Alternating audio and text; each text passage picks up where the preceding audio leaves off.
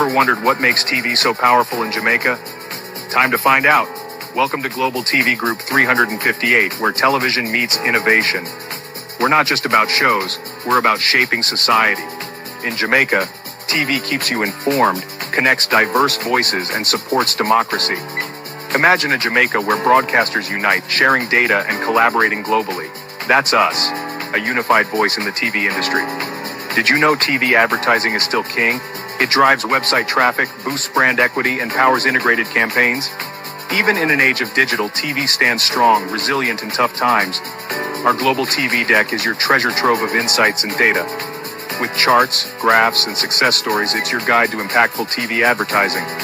Curious to learn more? Visit our website and see how Global TV Group 358 keeps television at the heart of entertainment in Jamaica. Get ready to binge watch the future. Corruption is a vile disease that sucks and drains the health out of something good. Corruption in society is an evil moral infection that keeps community in a state of perpetual sickness. Corruption is a moral virus. It's so potent, it leaves its host sick, lethargic, and unable to realize and accomplish all that a well person can. Where corruption thrives, poverty and not prosperity thrives. Wealth is grabbed into the greedy, grubby hands of those who get fat on the toil and labor of good people. Corruption benefits, only temporarily, those who participate in it. Everyone else is a victim of the theft, the deceit, the dishonesty, and the lies that corruption feeds on. You need to know that a corrupt person is stealing from you. Corruption is filthy work and despicable acts of treachery done under the table and behind closed doors. Corruption is a disgusting shame. Corruption keeps a nation back from true development and from progress. Wise investors steer clear of a corrupt environment. They would rather put their resources into a place where the playing field of opportunity is equal for all and not bent towards feeding the financial lust of corrupt, lying, cheating, thieving politicians and government officials. How many wonderful development projects have been lost because the investors didn't want to do business in a swamp of evil? When those great projects go to another nation or to some other place, we all lose. Believe me when I tell you that corruption steals from you, it steals from all of us. Corruption plunders the nation's wealth. Corrupt people compromise on truth, equity, and fairness, choosing instead to feed off the short-term benefits of crookedness, exploitation, and financial perversion. Corruption is not just a personal matter, it's a culture. It's a way of life, not just for individual people, but for companies, communities, governments, and nations. Corrupt nations, hiding behind large companies, will seek to invest in other weak nations in order to take over the assets of the nation that they've invested into. They will provide financial loans to a nation for the much-needed infrastructure, and they will do it with assets that they provide. They will sign contracts by lining the pockets of rotten government officials who participate in this kind of corruption and are then held hostage by their own deceit and greed. Corruption is nothing less than a form of theft and national robbery. A corrupt person steals from everyone in society.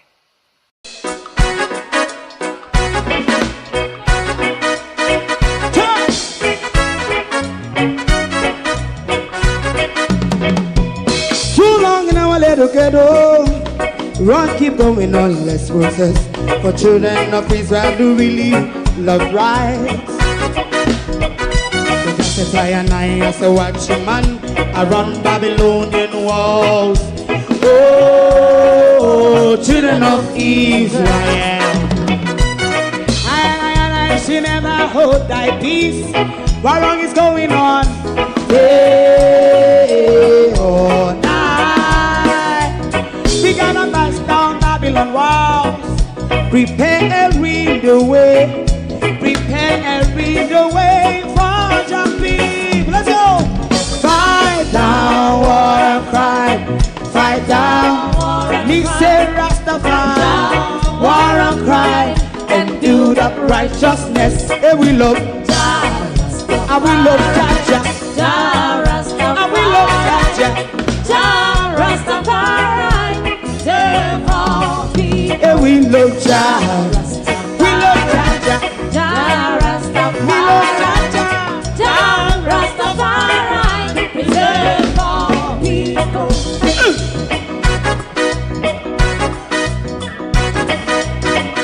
Put time away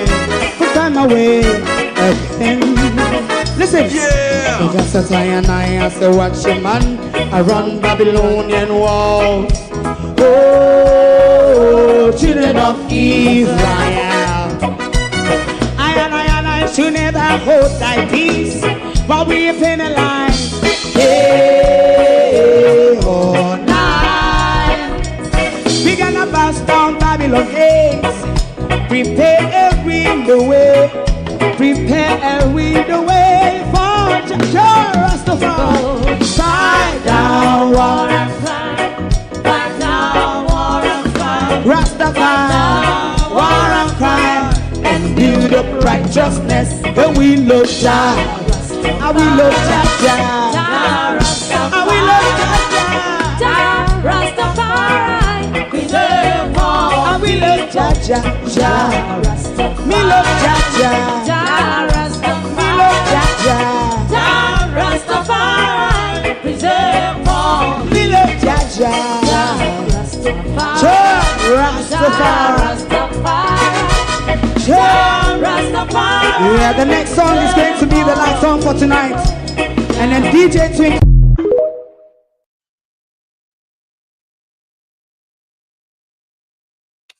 Good morning. It is Monday, the 9th of March. It is escalating. We are closer to the ticking of the doomsday clock. Good morning, everyone, and welcome. 1 second. Thank you all for joining us this morning. After our weekend break, observing the war, observing the politics at home and everything, we're going to look at the escalation of the war this morning, as well as we're going to assess the Cuban medical program. We're going to look if the two tales of the minister singing from different hymn sheets or they're singing different harmonies. And what are the consequences, one might ask, to healthcare in Jamaica, in particularly to your eyes? Good morning, everyone, and welcome. Thank you all for joining us this morning. To my community of parity and all my family members, platform moderators,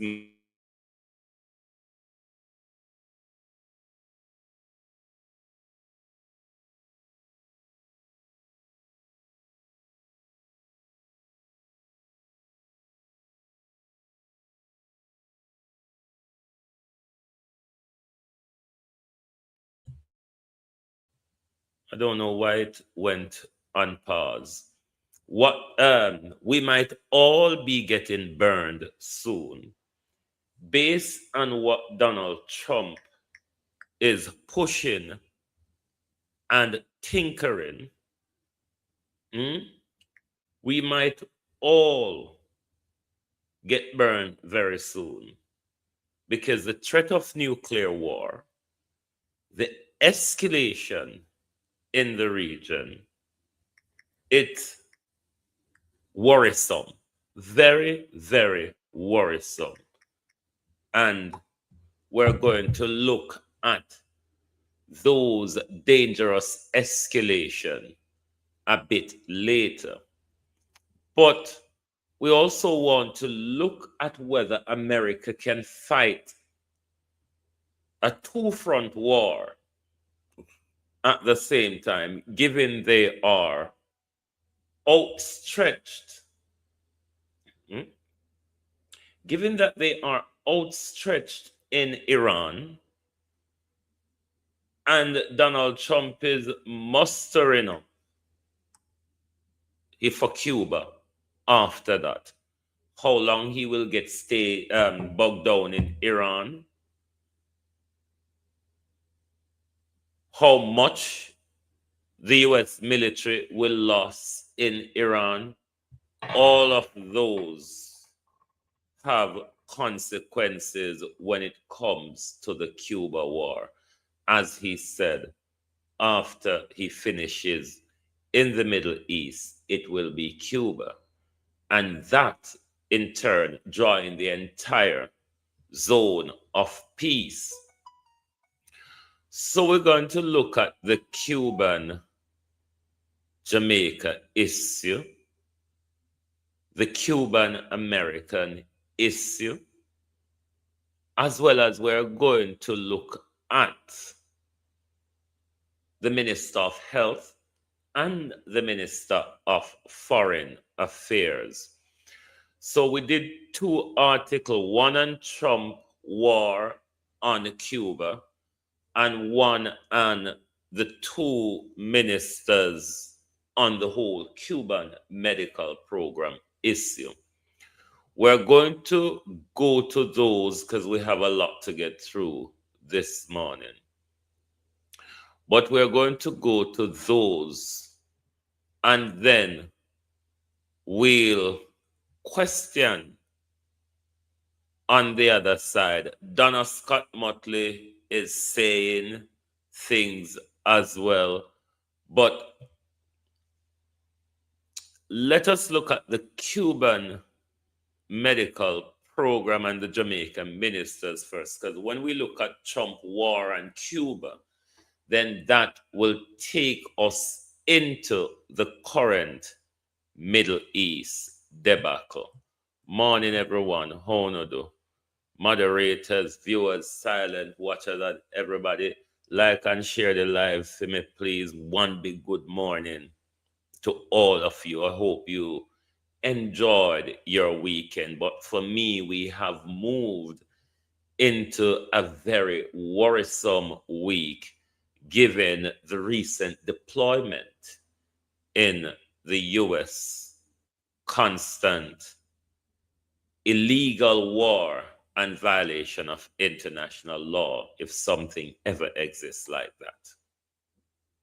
So let's go to the article we did on the US fighting a two-front war. As we heard, Donald Trump last week threatened Cuba, and we've not seen the effects of that for us on our medical program of 50 years with the Cuban, now terminated, while Kamina Johnson-Smith is singing Sankey and Tuftan are singing Souls. So let's go to this article then. No, this is not the one. This is the two-front war. This will lead us into some other war. We're focusing now on Kamina Johnson-Smith and Christopher Tuftan. And in recent months, the Jamaican healthcare landscape has been... people have been left in healthcare-wise. And how Marco Rubio and Donald Trump is dictating the health of the Jamaican people, even when they are not providing alternative, because the alternative that they are providing is the America First health strategy, which is a racist, murderous program. So I'm telling you, Kenya just roll on for him, people, them panic, you know. Kenya, William the Corrupt Ruto, he has signed up to the America First health strategy. You all should familiarize yourself with the America First health strategy, because this is what Marco Rubio will be forcing your government to sign up to. Something that definitely won't benefit you. America First health strategy. America First health strategy won't benefit us. Let's listen to the two Fenke Bruners. In recent months, the the Jamaican healthcare landscape has been shaken by a crisis involving the long-standing Cuban Medical Cooperation Program. As the United States ramps up pressure regarding alleged forced labor in these missions, observers have pointed to the public rhetoric of Minister of Foreign Affairs Kamina Johnson-Smith and Minister of Health and Wellness Dr. Christopher Tufton, questioning whether the two are truly singing from the same hymn sheet. While both ministers ostensibly support the program, a critical look at their messaging reveals a nuanced and at times contradictory division of labor that reflects the tension between diplomatic survival and domestic necessity. The diplomatic shield versus the clinical reality. Senator Kamina Johnson-Smith's role has been primarily defensive and legalistic. In her recent statements, particularly following the conclusion of the bilateral agreement in early 2026, she has emphasized unresolved terms and alignment with local labor laws. Her rhetoric is carefully calibrated to appease Washington. She frames the end of the formal program not as a surrender to U.S. pressure, but as a principled stand for Jamaican legal standards. By highlighting issues like wage administration and travel document management, she is essentially signaling to the U.S. that Jamaica is addressing their human trafficking concerns without explicitly validating them. In contrast, Dr. Christopher Tufton's approach has been one of practical desperation. While Johnson-Smith speaks of concluding agreements, Tufton has been quick to reassure the public that nothing changes for the medics already on the ground. His rhetoric focuses on the vital pillar these workers represent. Even as the formal bilateral agreement collapsed, Tufton moved to pivot the strategy toward individual contracts, a move that preserves the labor force while technically bypassing the state-to-state framework that the U.S. finds objectionable. Different sheets or just different harmonies? The argument that they are singing from different hymn sheets gains traction when looking at the long-term vision for Jamaican healthcare. 1. On continuity. Johnson-Smith's announcements often carry a tone of finality regarding the old way of doing business. She focuses on the regrettable inability to reach an agreement. Tufton, meanwhile, remains the optimist-in-chief, frequently hailing the cherished relationship and downplaying the idea of a crisis by announcing new recruitment drives from the Philippines and India. 2.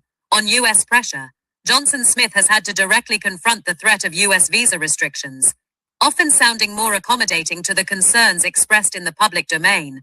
Tufton has been more defiant, at one point dismissing rumors of U.S. pressure as social media noise, even as the Ministry of Foreign Affairs was actively seeking clarification from U.S. Secretary of State Marco Rubio. 3. On labor rights. Johnson-Smith's recent admission that the program came into conflict with international labor best practices is a significant departure from Tufton's consistent defense that the medics are treated just like locals. A strategic duality. Critically, this perceived lack of harmony might actually be a calculated good cop, bad cop routine. By having the foreign minister acknowledge administrative challenges and legal conflicts, Jamaica avoids being blacklisted by its largest trading partner. Simultaneously, by having the health minister aggressively pursue individual contracts and alternative labor sources, the government ensures the public hospital system does not collapse. However, this duality creates a crisis of certainty for the Cuban professionals themselves. While Tufton promises them a future in Jamaica, Johnson-Smith's rhetoric about the end of the program creates a cloud of legal and personal instability. Conclusion. Are they singing from different hymn sheets? In a literal sense, yes. Johnson-Smith is singing a song of diplomatic compliance and legal reform, while Tufton is singing a song of systemic survival and human resource pragmatism. While their core objective, keeping the clinics open, remains the same, the friction between their narratives suggests a government struggling to balance the health of its citizens against the demands of its most powerful ally. Whether this split vocal strategy will successfully navigate the Cuban medical crisis or lead to a total breakdown in one of Jamaica's most important South-South partnerships remains to be seen. So you are aware, the decision is made in relation to Marco Rubio and Donald Trump feeling Jamaica politicians' visa, but not in the national interest or in the interests of the people of Jamaica health. Do you understand? So what we have voted for? Donna Scott Motley have this to say. We'll get to that shortly. Ask yourself the question, what are we voting for? Because if it's us that opposition spokesperson on the program,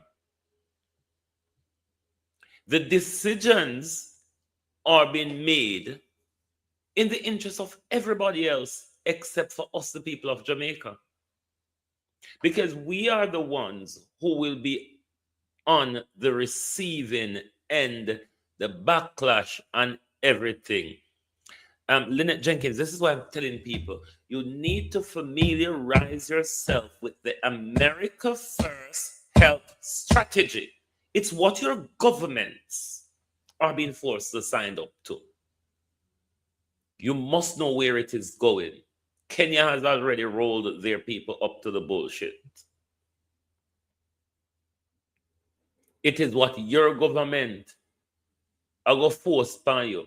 Have you asked your MP what is the alternative and how long we expect to fill these gaps? I make Andrew call Jamaican professionals to come back home, come suffer.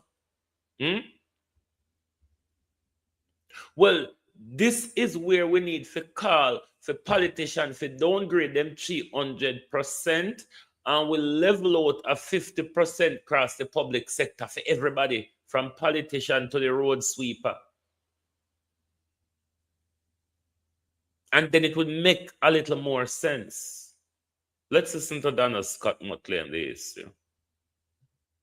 Opposition spokesperson on Foreign, Regional and Diaspora Affairs, Senator Donna Scott Motley, is calling for the government to provide a full explanation to the Jamaican people regarding its decision to terminate the long-standing medical cooperation agreement between Jamaica and Cuba. In a statement today, Senator Scott Motley said the sudden conclusion of a partnership that has endured for 50 years raises serious questions that the government must address. Cuban doctors and medical professionals have served in hospitals and clinics across the island, helping to fill critical gaps in medical staffing.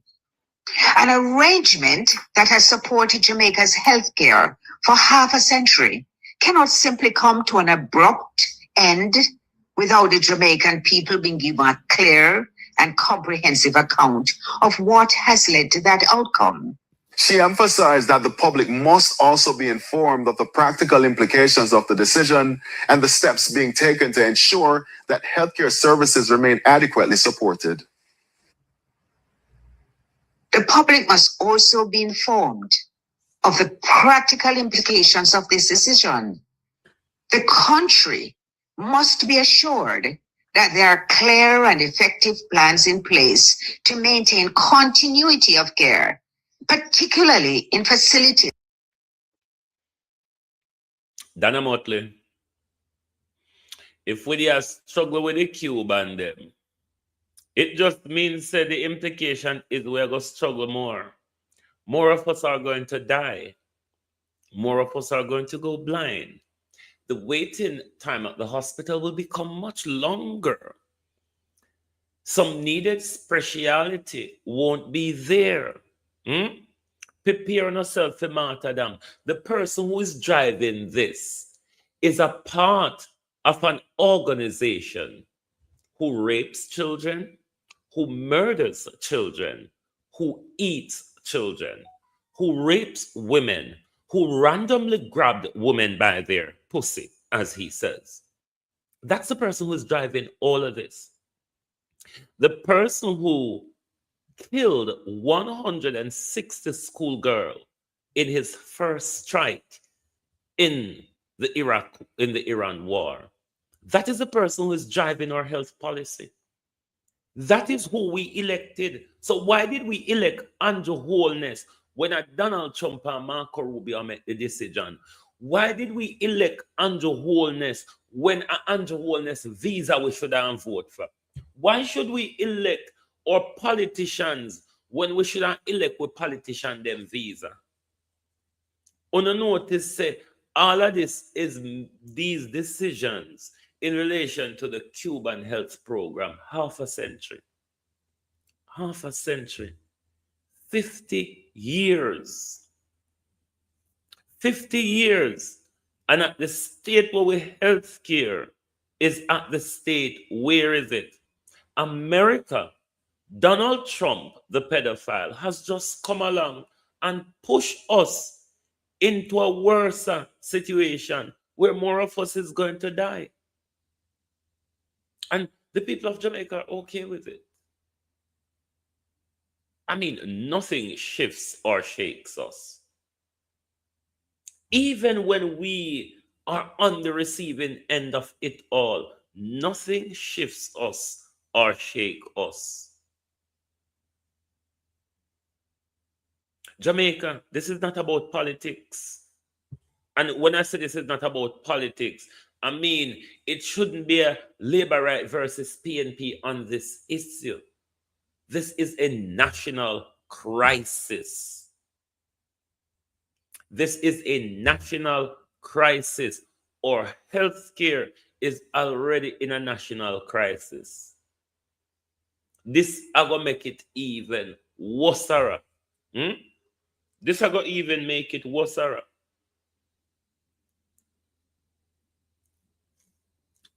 So what if Donald Trump come along and tell Andrew Holness him want the Southwest St. Elizabeth coastline? Them a go bam way off of it. Because we see them try bam way off of it with water and wind and earthquake the other day. Jamaica people, we cannot see the world is changing and we just sit down and expect something to happen good for we and we not get involved in the process. After this war is over, however long it goes on for, the world will be a different place. It will not be what we used to anymore. Systems are going to change. The global order is going to change. The power structure is going to change. Who is your ally will be important. Are we going to go over the cliff with America? America, who is going around the world killing children. America, which is now flying its nuclear warplane in the region, threatening a nuclear catastrophe. And the people of Jamaica just get willingly dragged. The most I can say to us as a country, we must be prepared for a horrible death. Because that is all that is going to come. Because we, the people of Jamaica, we are so knowledgeless and out of touch of what is happening in this world. We think to say the little pian idiot politics in a Jamaica is any effect on the world. Jamaica pian politics is just Jamaica pian politics. The world is bigger than Jamaica. And if we continue to zoom into Jamaica, where Jamaica is not zooming to we, the people of Jamaica, it's all about foreigners. Foreigners get all the choices made in their favor, whether they be Chinese, Indian, or white. Anytime decision I make in a Jamaica, it don't benefit we, the people of Jamaica. No. That health program debate caused a rattle in Parliament. You know, say Dr. Das contentious. Who knows, say? Dr. Daz contentious. Did you all hear Dr. Daz and Auntie Angela?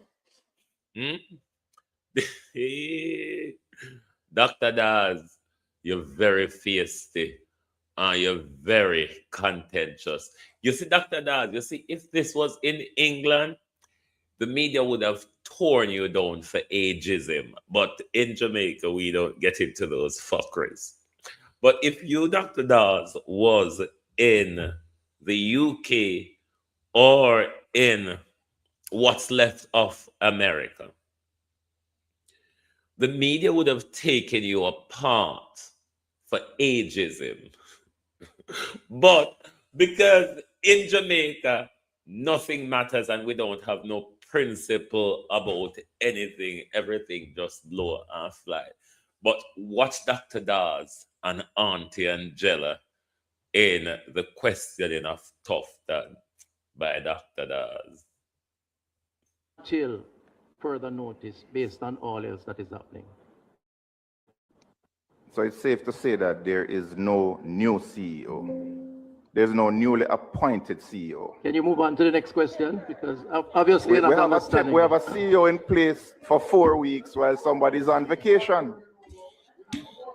Why are you still here at your age? You go home and play with your grandparents, man. Remember. Go play with your grandchildren and your Next question. Next question. May I remind you, member, that you're not the chair here? And two, when... It bon Auntie Angela, you know. Me say, it bon Auntie Angela because one thing old woman don't like to do is get called old. Murder! No, sir. This bon Auntie Angela bad. When the member who is given the floor diverted into having... You are not the chair.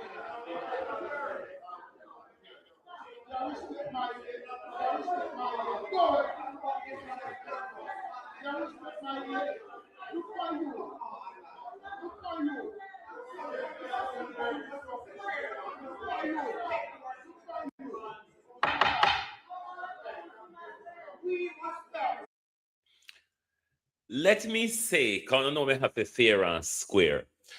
Dr. Dawes was wrong to attack his age. What Dr. Dawes ought to attack is his competency. So Alfred Dawes, even though you know say me in your corner, you was wrong to attack Auntie Angela's age. What you ought to have attacked, Dr. Dawes, it's Auntie Angela's competency. Because we know she's got none of that. But it really born Auntie Angela. No. Members.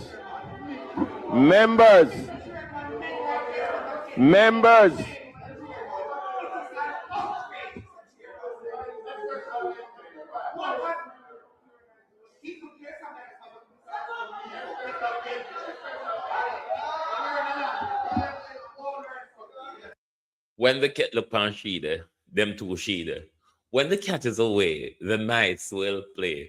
When I notice that when Eli, whether be as a chair, as a speaker, he can't control the house. But when Madame Moselle did it, Madame Moselle muzzle everybody. But Eli is been more fairer than Madame Moselle to allow certain things to go on, whereas Madame Moselle would have probably shot them same place there.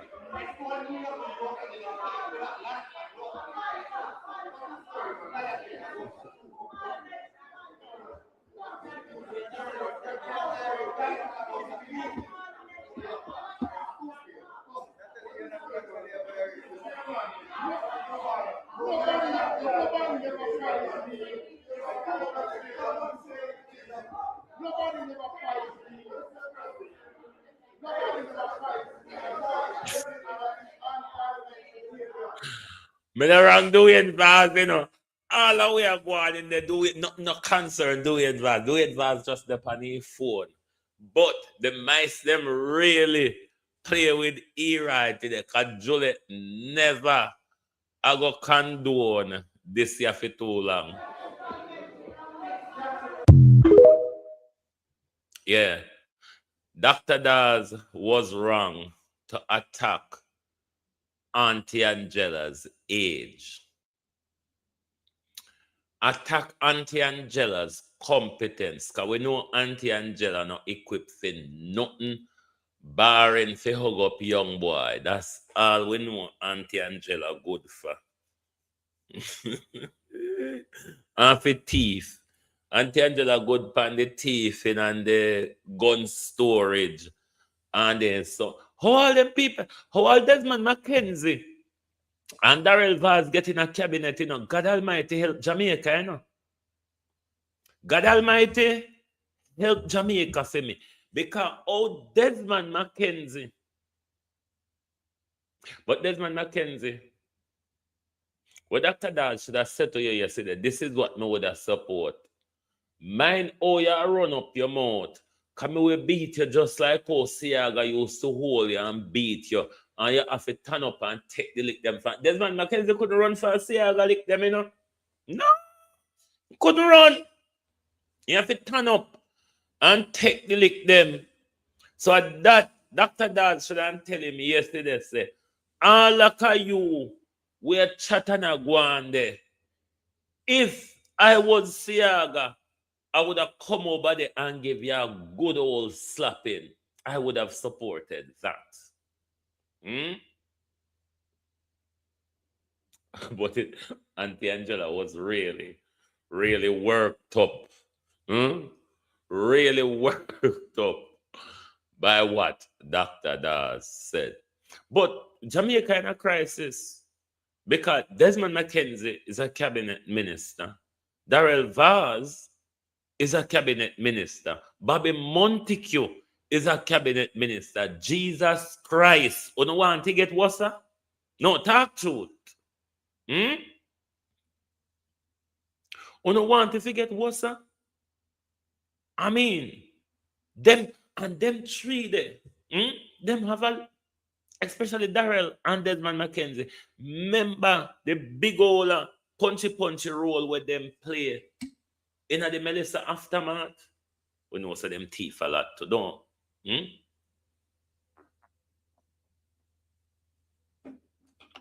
Andrew plays people strategically.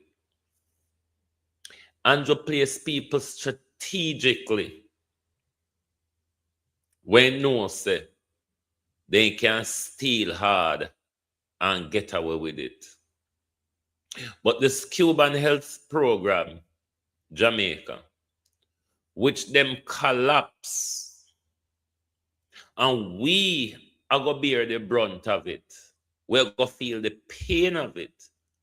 All of the negative effects are we, the people, between two are fronts, going to pick it Trump's up. Caribbean ambitions and Are we, the people, are going to pick it up? America people are much more better than we when it comes to health because if they don't have money at work, them are going to just like we as well. Because me know Trump are going to pop off the rest of Obamacare and all of that, what's left of it. But look how we are struggle. Look how America has steal out for we doctor them. Why America don't talk about the educational apartheid? Why America don't talk about the skilled workers apartheid? Where we are just a training camp for health professional for America, which was not able in its first world economy to train enough of its people to do its work. Choose Jamaica, choose JLP. You realize that's how the song is? Choose Jamaica, choose JLP. The decisions that are being made in relation to the Cuban health program is about JLP's visas and their access to foreign, and they're going to foreign for their medical checkup and dental checkup and all of that. Because that does not affect them. 50 years a program that they've collapsed because a pedophile says so. It won't affect them because that decision was made in their visa's interest, so they can still access from your taxpayers' dollar expensive health care in America. You noticed the other day when Anvar's daughter-in-law was giving birth. She didn't in Jamaica.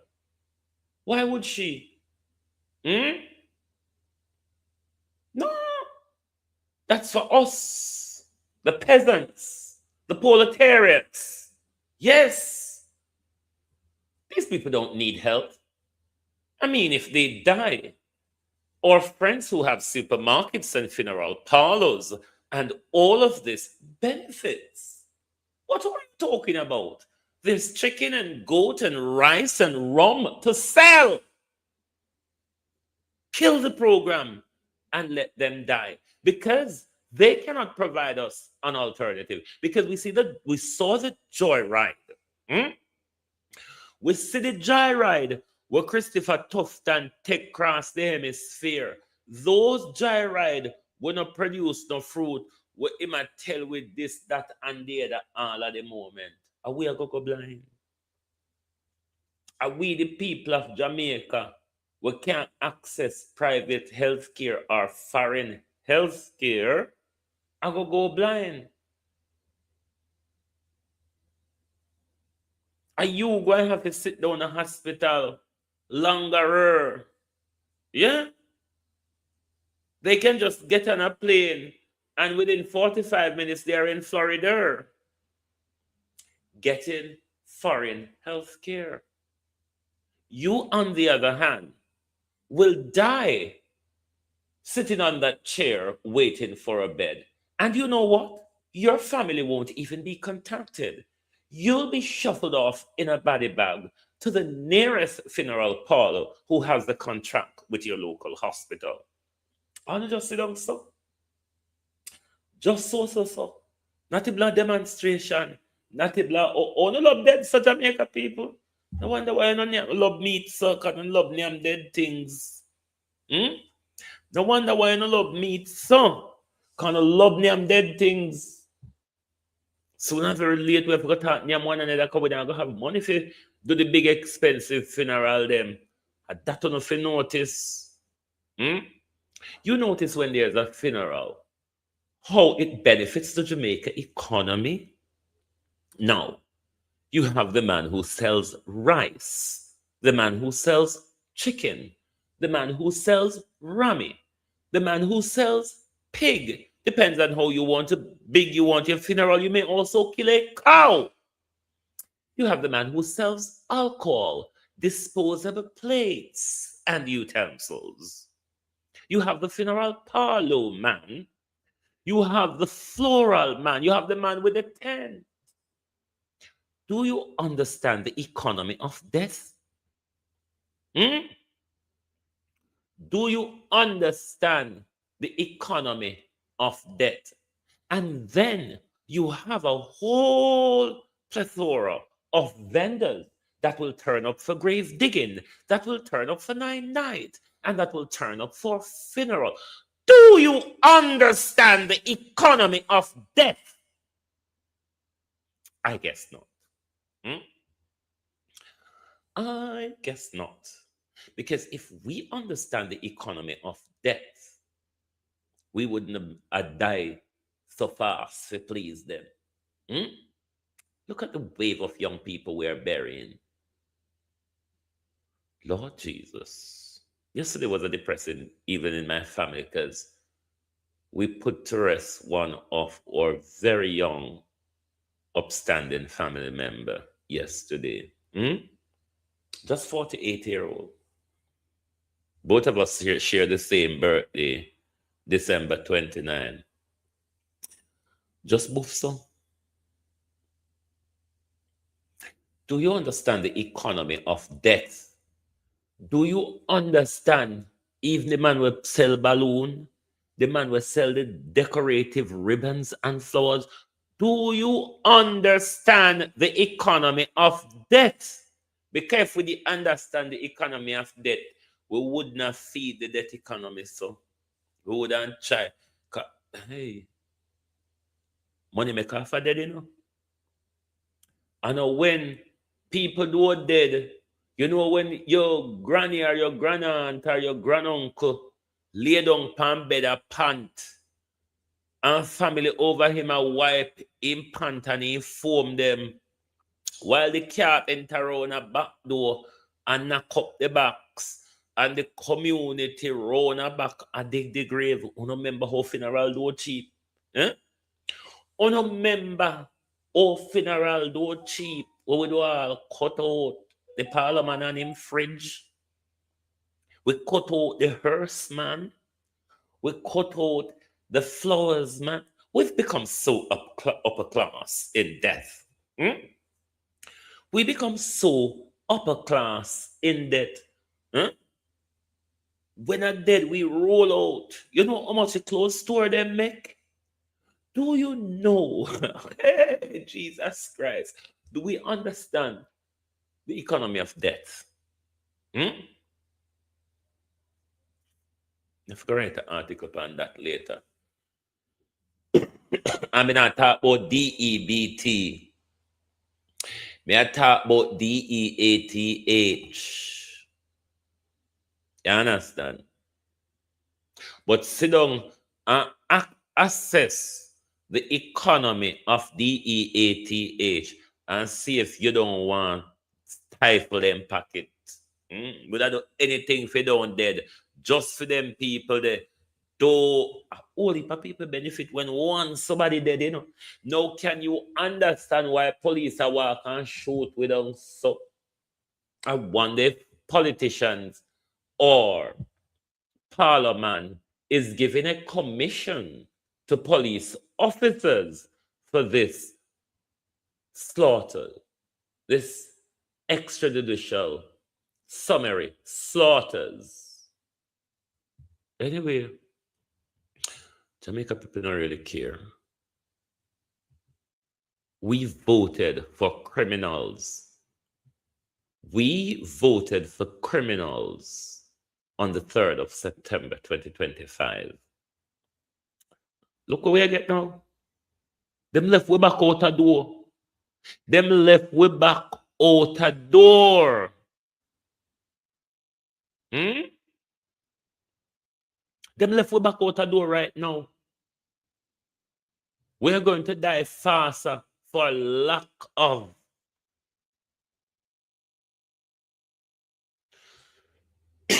we're going to wait in emergency room longer. We're going to go blind because they are the eye specialists that help poor people who cannot afford private or foreign health care. But Jamaica people not too concerned. Them just low it up so.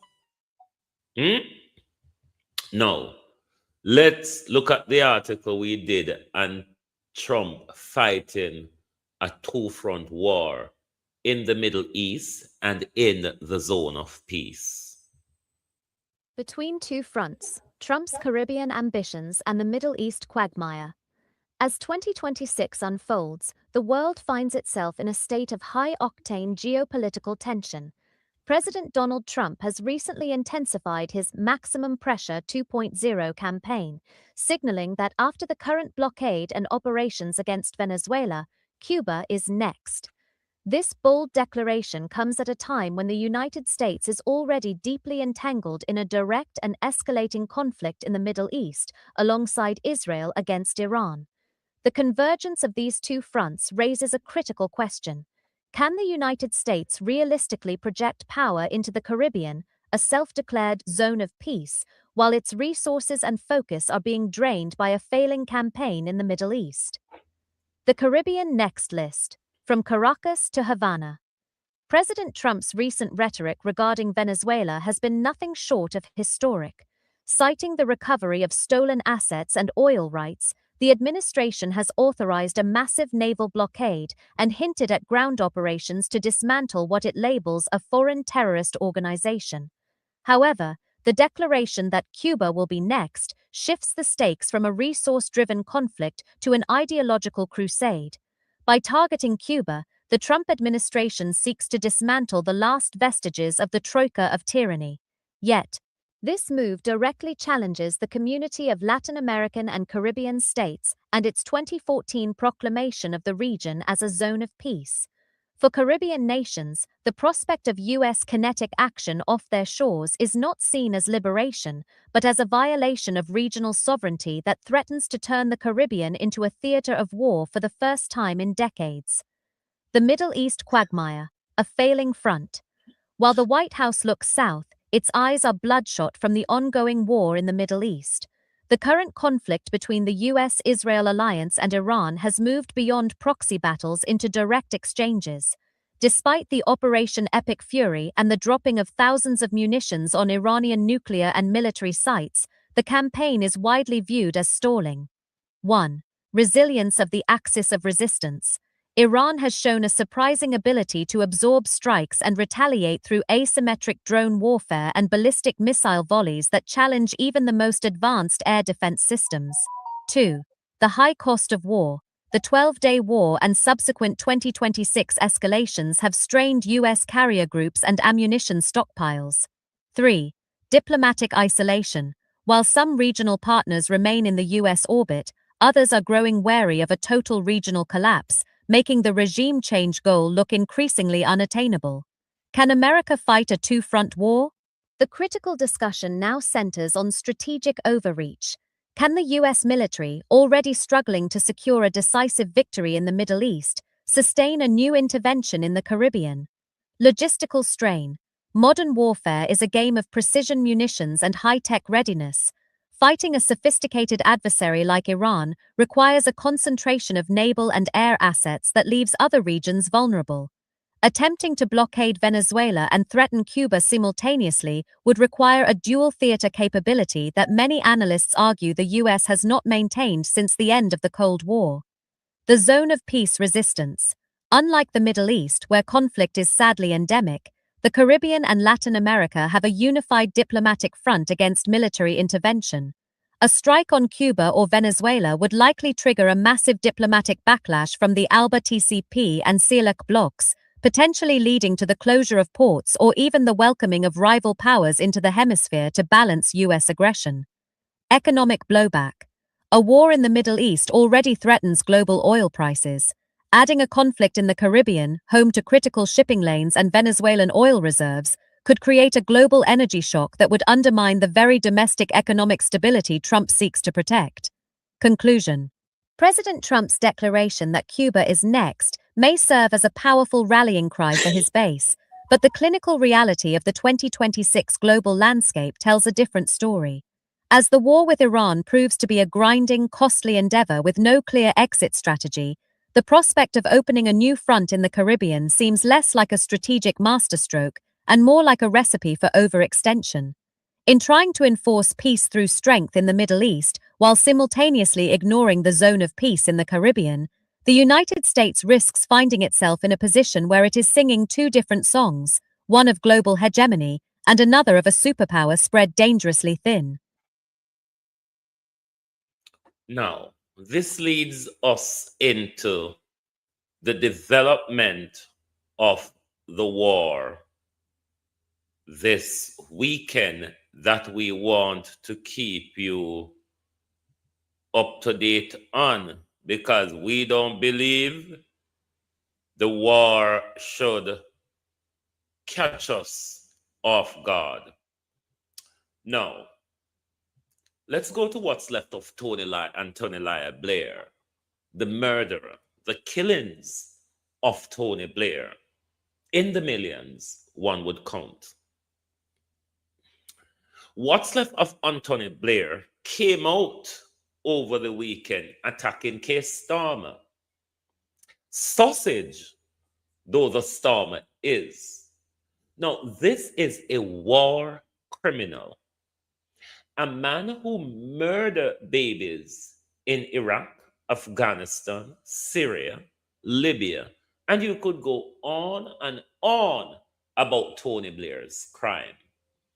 And Tony Blair, as an attorney, former prime minister, criminal though he is, and the wife of a judge, is encouraging Keir Starmer to join an illegal war.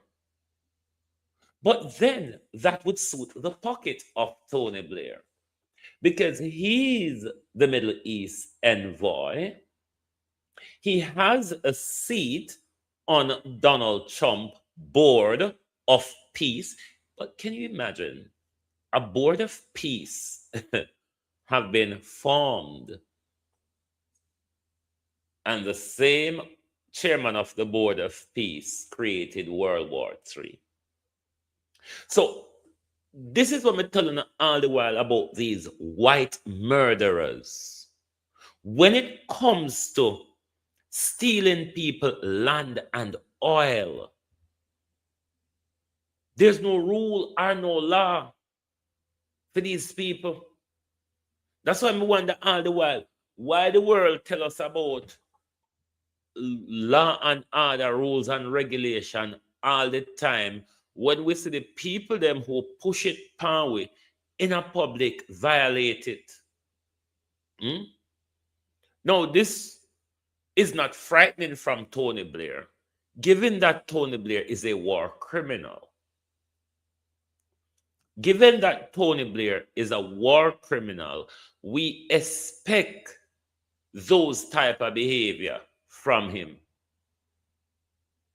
But if you're following what's going on in the Middle East, there has been a dangerous escalation over the weekend.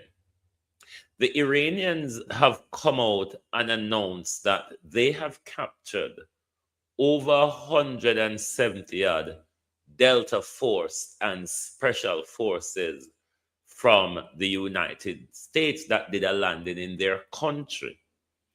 The Americans are denying it. That's how the propaganda is flying fast on both sides. So the Iranians are saying we have over 170 odd American prisoners of war.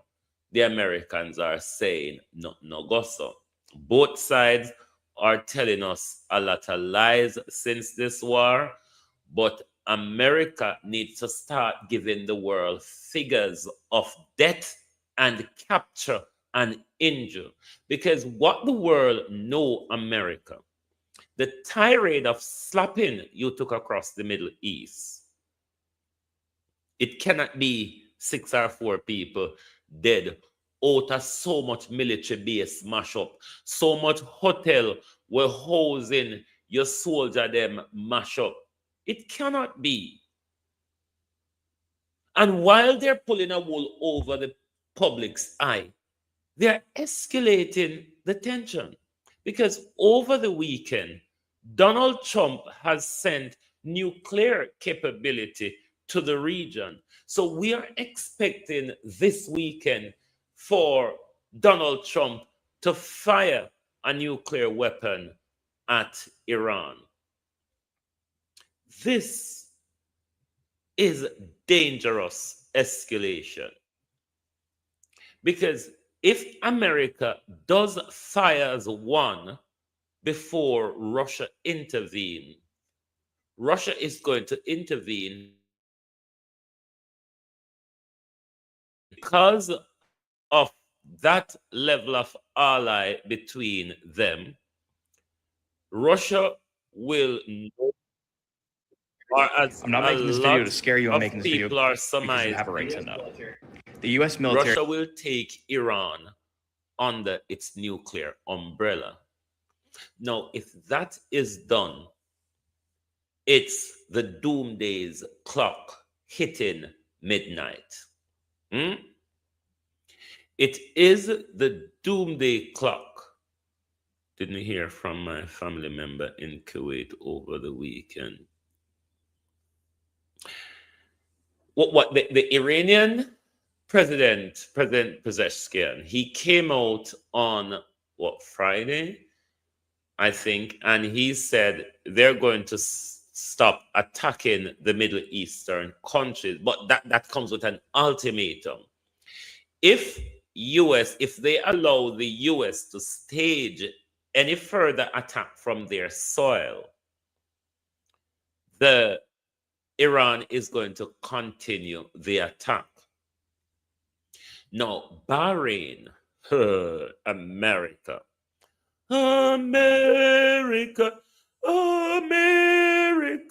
this ya one, ya more than you. America, you bite off one way you can chew this time, you know.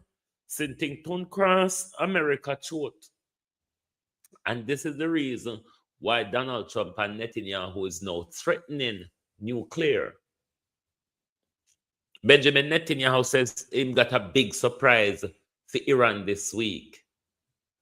And we see the US nuclear bomber fly from Britain over the weekend to the region.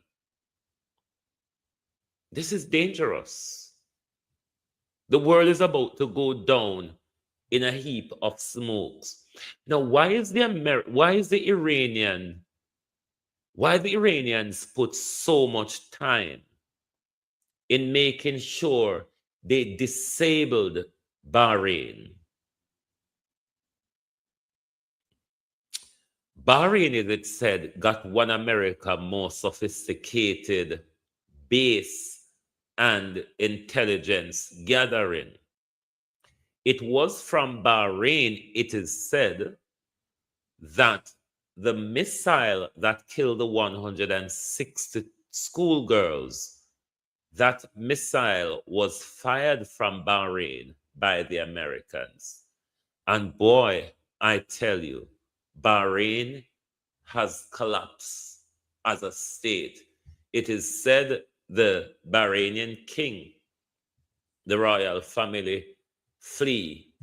There's not much confirmation about that yet, but Bahrain basically, they beat American military assets right to the ground in Bahrain, because that was where the killing of the 100 and odd school children were staged from. Now, let's play this video clip and then we'll come back on the other side. But this is a dangerous escalation, my peeps, where this week we could be in a nuclear war. Because why you can't take nothing off of the table and take nothing lightly, we don't only have idiots like Donald Trump and Netanyahu conducting this, what they did not bargain for. What is more important here is the desperation of America and Pixrel. Pixrel is being decimated. Tel Aviv is being licked left, right, and center.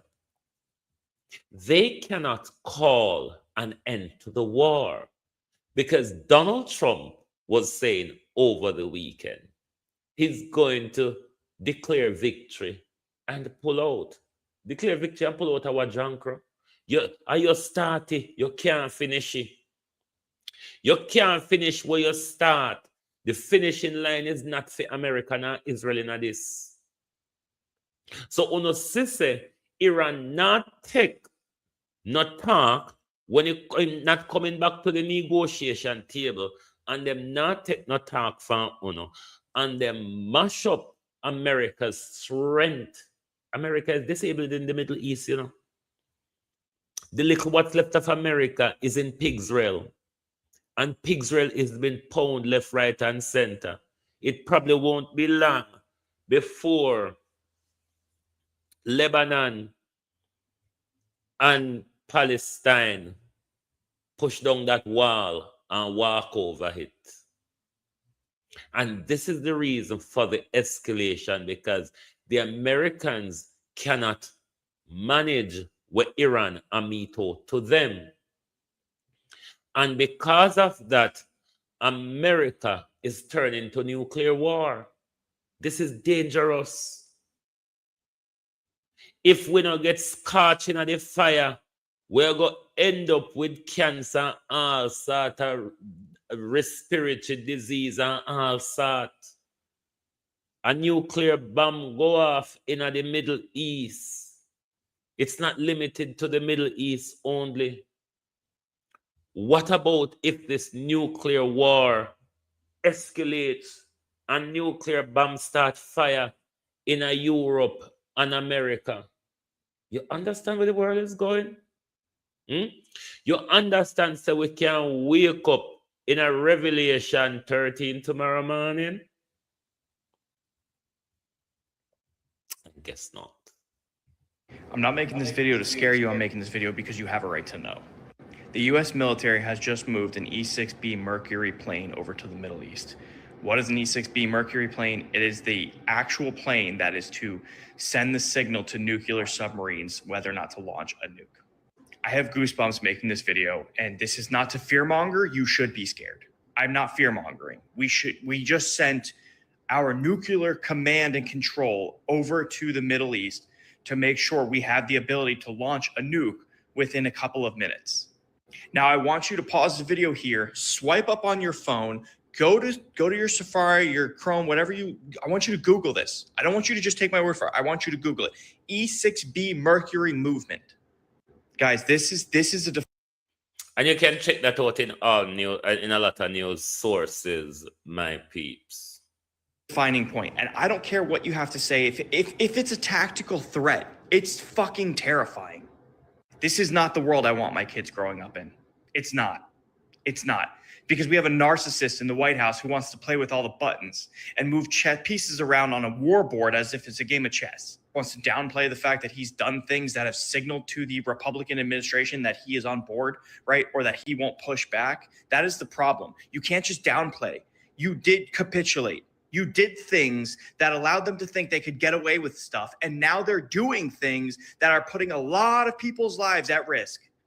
You might have legislative experience, but let me tell you, don't have tactical experience.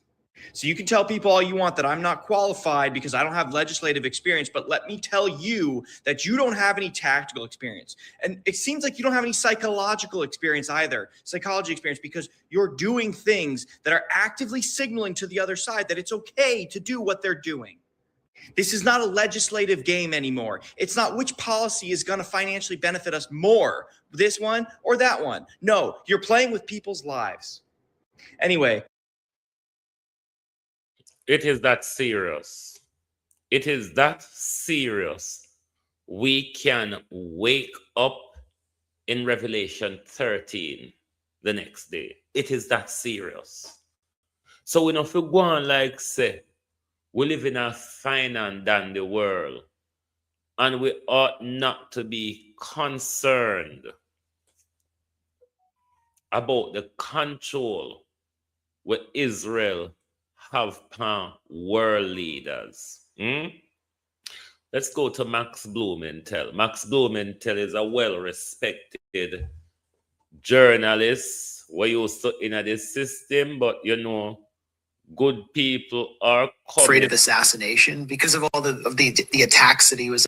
Good people are removing themselves from the censored bullshit of what is mainstream media and do their own thing out there. But Israel control everybody. Me live, me will call you back when me done.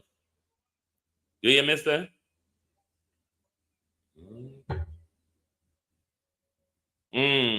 So Israel control all of these leaders.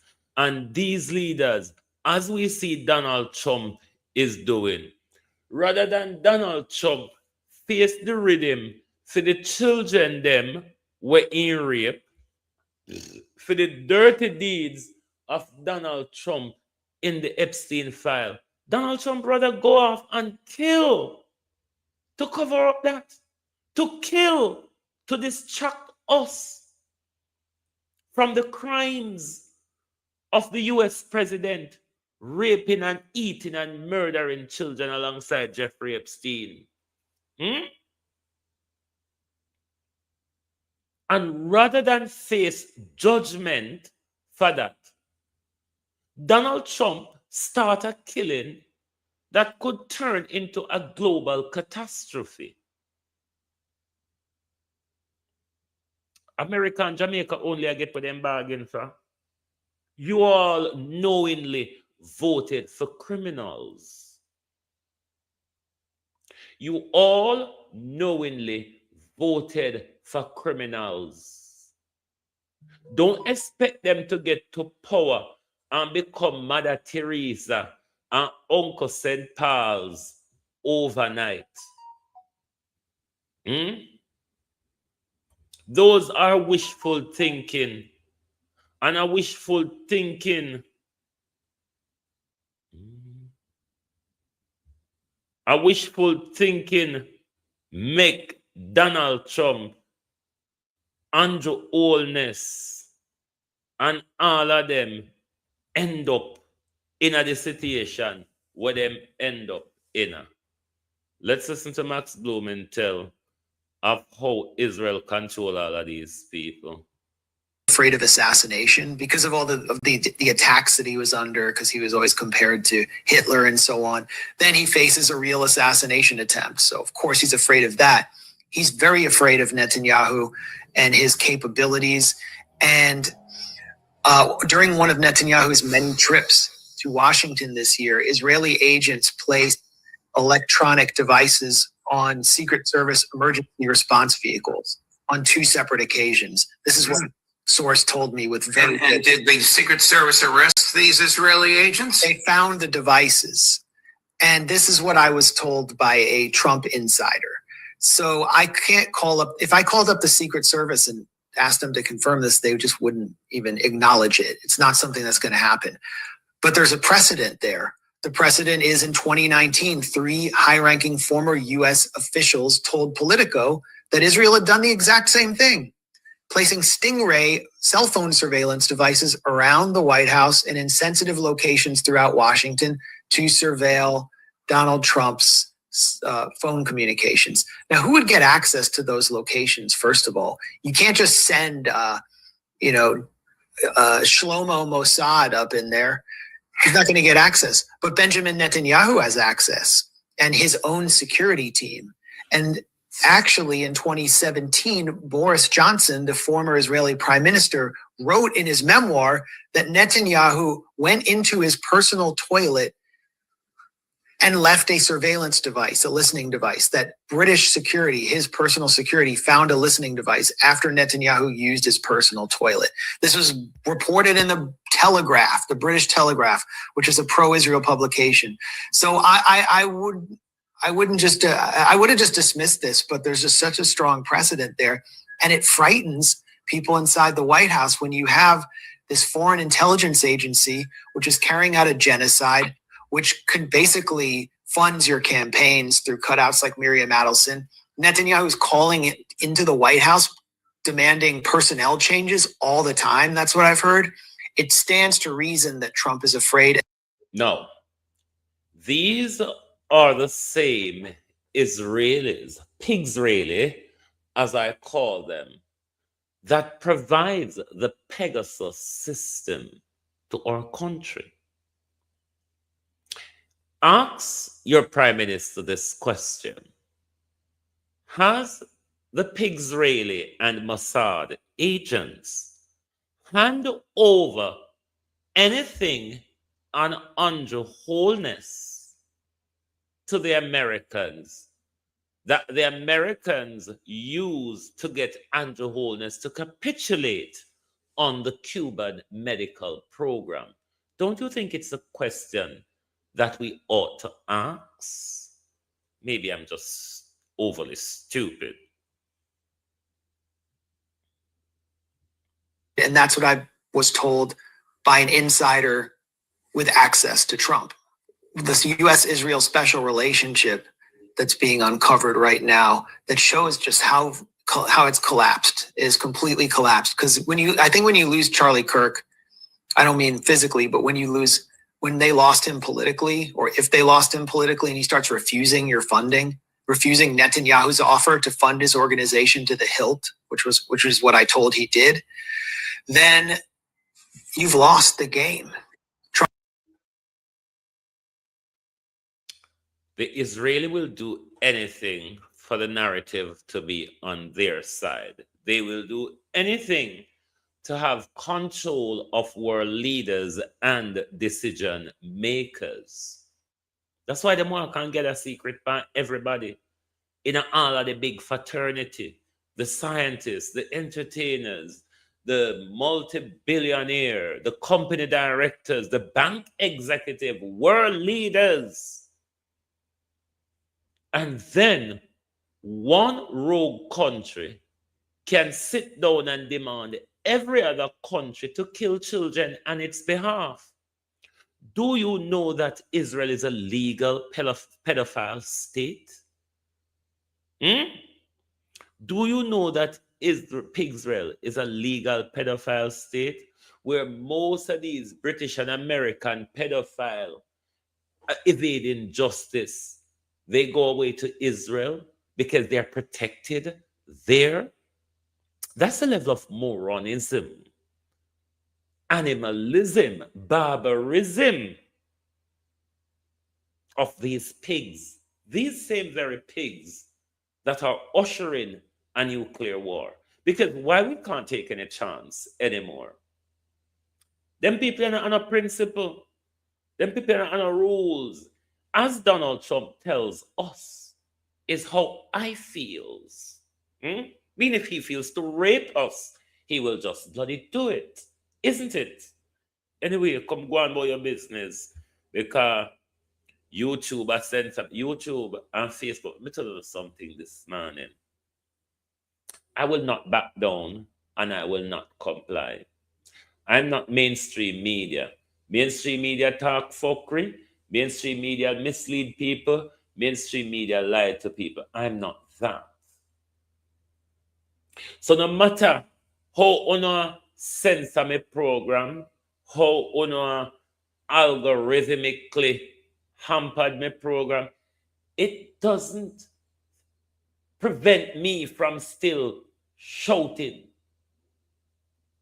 But tell you, say, me we willing to write it up on cartridge paper and go paste it up on light post, as so we used to reach the community.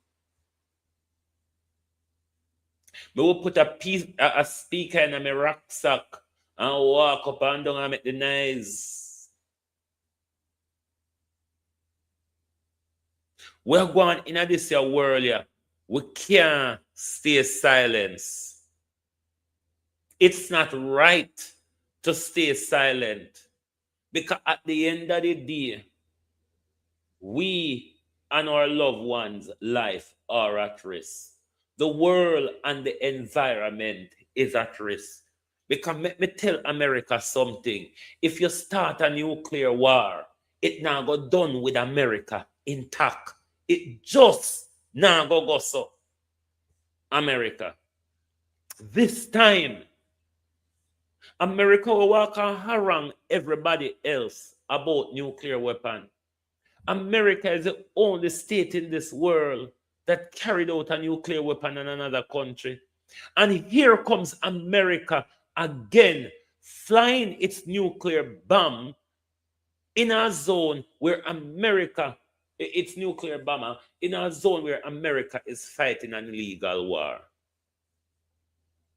Is God really real? Because if God is real, or they said God gave us choice, but white people just choose to be animals. Anyway, go on, about your business. Chat too much. Thank you all for being here this morning. Lovely to have your support as always. Join us back this evening when we look at whether we are in nuclear war, Revelation 13, or wherever we might end up this evening. But where the world is going, you just cannot plan for the future at the moment without penciling imminent death and danger in the middle of it. Thank you. Good morning and good afternoon from Global TV.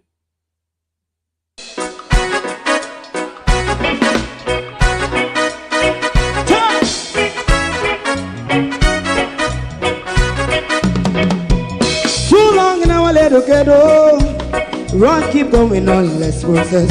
For children of Israel do really love rights. So just a tie and I as a watchman around Babylonian walls. Oh, children of Israel, I should never hold thy peace. What wrong is going on? Hey, oh, night. We gonna bust down Babylon walls. Prepare every the way. Prepare every the way for jumping. Let's go. Fight down, war and crime. Fight down, me say Rastafari.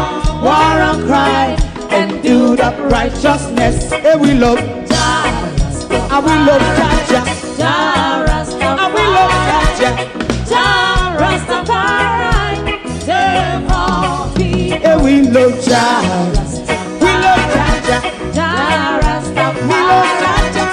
Jah Rastafari, preserve all people.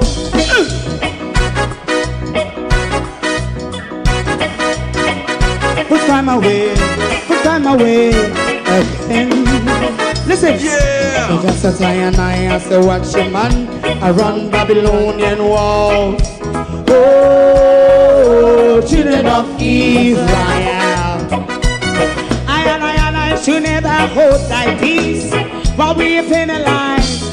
Hey, oh, night. We gonna bust down Babylon gates. Prepare every the way. Prepare every the way for Jah Rastafari. Fight down, war and crime. Fight down, war and crime. Rastafari, war and crime, and build up righteousness. And we love Jah, and we love Jah. And we love Jah. Jah Rastafari, preserve all. And we love Jah. Me love Jah. Jah Rastafari, me love Jah. Jah Rastafari, preserve all. Me love Jah. Jah Rastafari, Jah Rastafari. Yeah, the next song is going to be the last song for tonight. And then DJ Twink. If you don't like missing out on the latest shows but still enjoy classic hits, then Global TV Group 358 is your perfect match. Global TV Group 358 isn't just another channel, it's your ultimate TV experience. From breaking news to binge-worthy dramas and timeless classics, we've got it all. Our unique blend of original content and global favorites means there's something for everyone. And guess what? With GTVG's seamless streaming, you can watch anywhere, anytime. Plus, our interactive features let you be part of the action. So, whether you're a seasoned binge watcher or a casual viewer, Global TV Group 358 is here to keep you entertained day and night. Don't just watch TV, experience it with Global TV Group 358. Subscribe now and never miss a moment.